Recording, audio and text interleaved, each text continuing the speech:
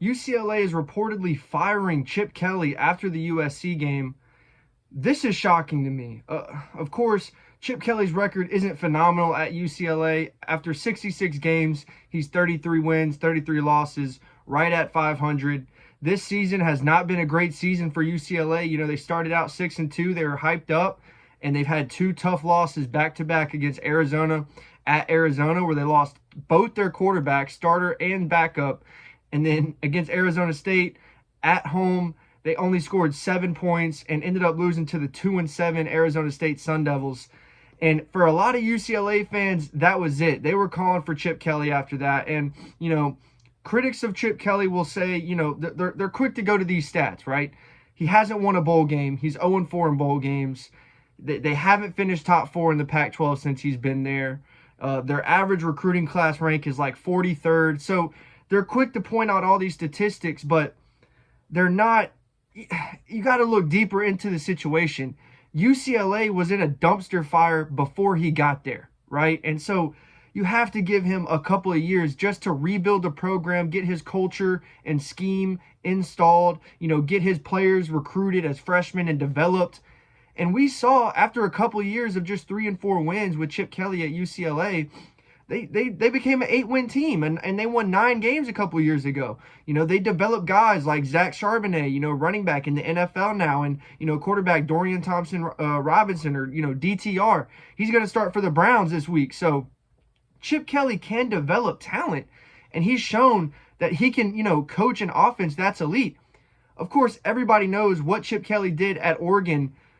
Many people stole all the schemes that he did. He was a pioneer of, you know, many things that people do in the modern offenses today. And he's shown that he is willing to adapt and continuously add new things to his scheme. And he doesn't get set in his ways. And, you know, you see that with college coaches when they get some success with their scheme, they'll run that scheme into the ground. Look at Jimbo Fisher. He hasn't changed his offense since he won a national championship with Jameis Winston in 2013. So Chip Kelly has shown that he will adapt and, you know, continuously add to his scheme.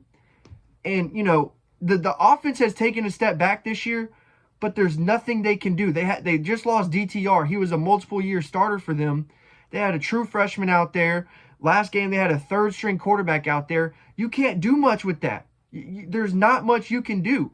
He did his job, and they went and got Coach Lynn, you know, defensive coordinator from the NFL, stole him from the Ravens, and now he's at UCLA, and multiple D linemen are nominated for multiple awards. That front seven that UCLA has is solid. They can rush the passer, and UCLA has a very good defense in Coach Lynn's just first year. It just is unfortunate that this is a down year for this Chip Kelly offense. I do not think that this shows that Chip Kelly can't coach. He is at UCLA.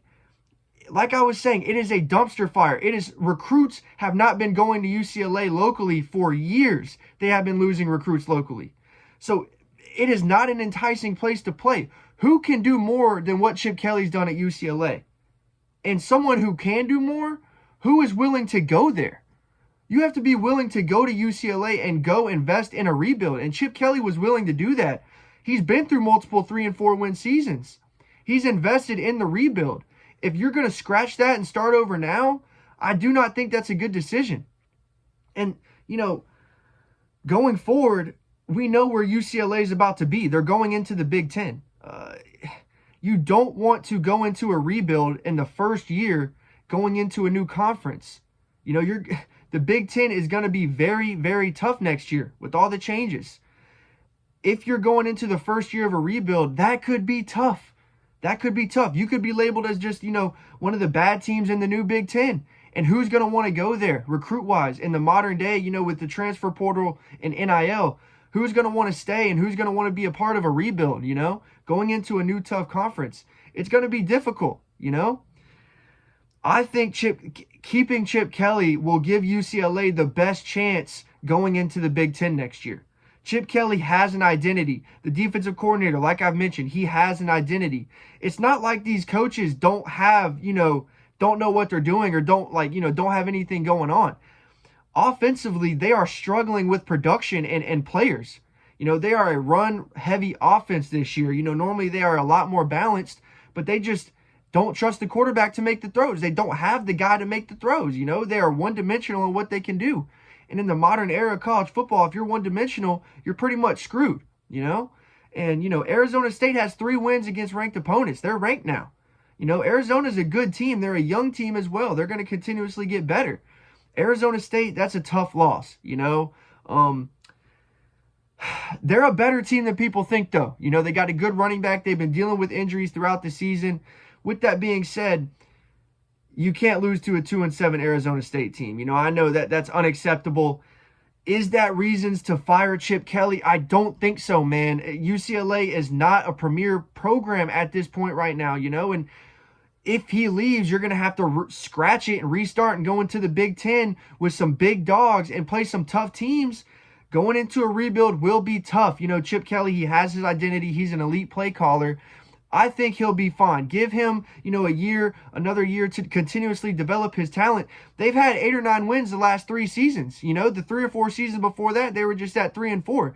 This is just a down year. You know, they're reloading and rebuilding a lot of talent that they lost, that they had older guys last year. You know, sometimes this just happens. And, you know, in the social media era, people are so quick to, you know, say, fire this guy, fire that guy. And I understand fans are passionate. You know, UCLA fans want to win, but at the same time, are they? You know, at the Rose Bowl, they haven't been turning out fans for a while. And that just goes to show you the state that this program's in. What big name coach that could change something is going to want to come in.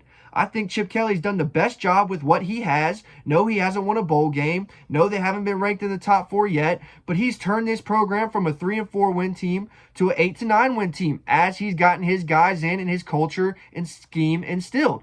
So that's my thoughts on the Chip Kelly situation. People better be careful because Texas A&M has a head coaching vacancy, and who's to say Chip Kelly won't go there? You know, bring that offense into the SEC.